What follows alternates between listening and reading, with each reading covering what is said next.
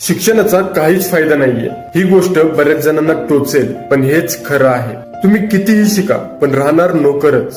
तुम्ही तुमच्या शिक्षणाचा योग्य वापर केलाच नाहीये. तुम्ही फक्त मान खाली घालून गर्दीसोबत चालत आहात. त्यानंतर तुम्ही अशा खुर्चीवर जाता जिथे बसून तुम्हाला 60 वर्ष काम करायचे आणि 2-3 दिवसाची सुट्टीसाठी तुम्हाला परमिशन घ्यावी लागते. याचसाठी तुम्ही शिक्षण घेतलं होतं का? नाही. तर शिक्षण यासाठी घेतलं जातं की प्रत्येकाने त्याचं टॅलेंट ओळखावं, समाजात त्या टॅलेंटला वाव मिळावी.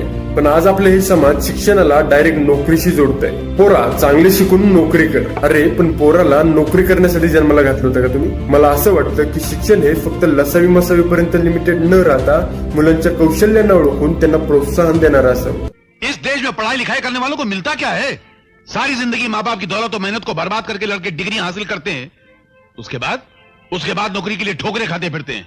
आधी जिंदगी पढ़ाई में गुजर जाती है, आधी जिंदगी ठोकरे खाने में गुजर जाती है. तो क्या फायदा ऐसा पढ़ाई हासिल करके?